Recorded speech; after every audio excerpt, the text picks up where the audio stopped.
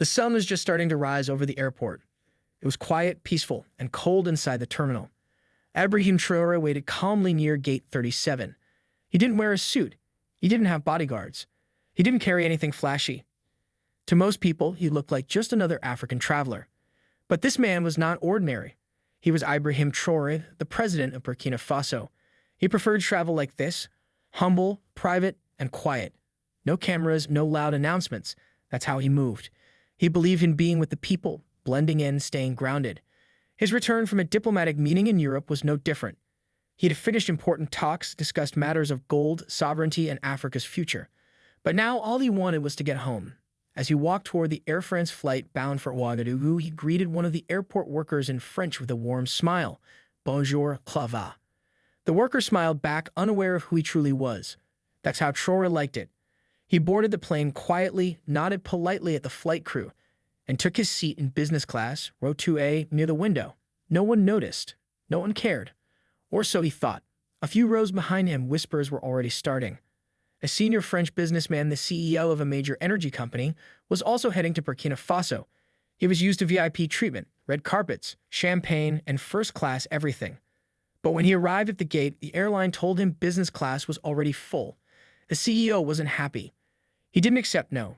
That's when the drama began to build, quietly at first, just a small demand that would soon become a storm. The French CEO wasn't used to hearing the word no. He stood at the boarding gate, surrounded by assistants and airline staff, tapping his polished shoes impatiently, parting arrogantly. I'm a strategic partner in many African projects. To him, that meant rules didn't apply. He demanded a seat upgrade immediately. The gate agents scrambled. They whispered. They checked their tablets, but the truth was simple. Business class was full. All seats were taken. Still, the CDO insisted. That's when the airline called over a senior flight attendant. She was tall, white, and dressed in Air France uniform. Her name was Claire. She wore a cold, forced smile as she walked onto the plane to fix the situation. Once inside, Claire scanned the cabin with sharp eyes like she was hunting for something or someone. Her eyes paused for a moment when she saw a dark-skinned man in seat 2A. Ibrahim Traore sat quietly, reading something on his phone, calm as always. She looked again. No expensive watch, no assistant, no sign of power, just a black man in a hoodie. She leaned toward another attendant and whispered, probably a mistake. She walked over to him, forced a smile, and said politely but firmly, Monsieur, may I see your boarding pass? Traore looked up, nodded, and handed it to her. She stared at the pass, then back at him. The seat number was correct, but something inside her didn't sit right. In her eyes, he didn't look like someone who belonged there. Moments later, she returned with a fake smile, this time more direct. Sir, I'm sorry, but we may need to move you to accommodate another passenger. Would you mind relocating to economy? We will compensate you. There it was. The insult, quiet but sharp. Ibrahim Traore raised an eyebrow. And why me? He asked calmly. No reason, sir, she said, trying to keep her cool. Just a small adjustment for our guest. A guest more important than me? He asked, voice still calm. Claire didn't answer. She only smiled. Other passengers glanced over, sensing something wrong, but no one said a word. And Ibrahim? He just sat back quietly and said, no, I will remain in my seat. The tension had started, but the storm was still coming. Claire was stunned. No, a man like him saying no to her? She wasn't used to that, especially not from an African passenger, especially not on her shift. She forced a smile again, but her pride was bruised. Sir, I insist. This is for operational reasons, she said with a slightly colder tone. But Traore didn't flinch. He looked her in the eye. If it's operational, then please explain why I'm being asked and not anyone else. Claire hesitated. She wasn't prepared for this kind of calm resistance. Around them, a few business-class passengers were now paying full attention. One man lowered his newspaper. A woman stopped typing on her laptop. Something didn't feel right. But no one spoke. No one dared. The CEO still hadn't boarded yet. He was being held at the gate until a seat was arranged. Claire walked quickly to the cockpit, whispered something to the captain, then returned with a decision. She didn't say a word to Traore this time. Instead, she approached another black man in business class. Then another. She was clearly targeting only passengers who looked like they didn't belong. That was her second mistake. Traore sat silently and watched. His face was expressionless, but his mind was sharp. He was observing, calculating, listening. The humiliation didn't anger him. It focused him. A young African man, maybe in his late 20s, looked confused as Claire now pointed at his seat. You, sir, we need you to move to economy. The young man asked, why me? Claire said nothing, only took his boarding pass. That's when Traore stood up. Enough, he said, his voice calm but heavy with authority. You are making decisions based on skin, not on tickets. That's called discrimination. Claire turned, a bit shaken. Sir, I'll have to ask you to sit down. Please don't cause a scene. Traore looked her straight in the eyes. For a second, her breath caught. There was something about his stare, steady, fearless, powerful, but she still didn't know who he really was. To her, he was just another passenger acting like a troublemaker. She walked off again, fuming inside. To her, this was getting out of hand. These people, she muttered under her breath in French, always making noise. The CDO was finally brought on board. Claire greeted him with extra politeness, offering him a glass of champagne. We're fixing the seating issue, monsieur, she said. Meanwhile, Traore sat back down. He put on his seatbelt.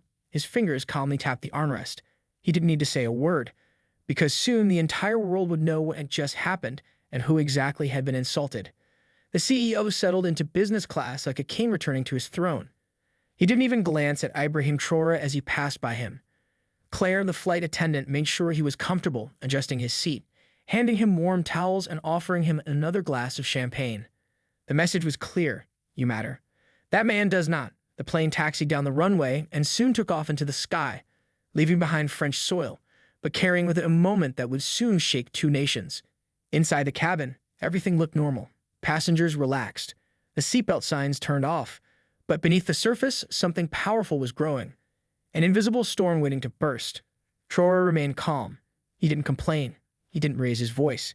He didn't call anyone or reveal his identity. He just sat quietly like a man watching a movie unfold, knowing exactly how it would end. Meanwhile, Claire avoided looking at him. Something about his presence unsettled her. But she pushed it aside. Mid-flight, she returned to his seat with a forced grin. Would you like anything to drink, sir? He glanced at her.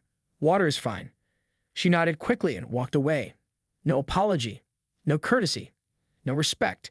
The CEO, on the other hand, was treated like a celebrity. Claire laughed at his jokes, leaned in when he spoke, and asked about his important projects in Africa. He replied arrogantly, Burkina Faso is lucky to have us. We're bringing order to chaos. Claire nodded in agreement, completely unaware that the very man he was insulting was sitting just 2 rows away. One woman in the cabin, an African nurse returning home to Bobo Dioulasso, noticed everything. She shook her head and whispered to her neighbor, That's our president. They don't even know who they're humiliating. Her neighbor's eyes widened in disbelief, but they said nothing. The president clearly didn't want attention. And no one wanted to break the silence. Hours passed. The lights dimmed. Most passengers slept, but Ibrahim Traore remained awake, looking out the window at the clouds. He wasn't angry. He was patient. And when the wheels touched the ground in Ouagadougou, that patience would become history. The plane began its slow descent into Ouagadougou. The cabin lights flickered on. The captain announced their approach in French and English. Passengers stretched, fastened their seatbelts, and prepared to land. Claire walked through the aisle with her clipboard, still smiling at the CEO and ignoring Ibrahim Traore completely. Outside, the view was breathtaking. Golden sun over red soil. The city below waking up as the aircraft glided down. But what no one inside the plane could see just yet was the growing convoy waiting at the airport.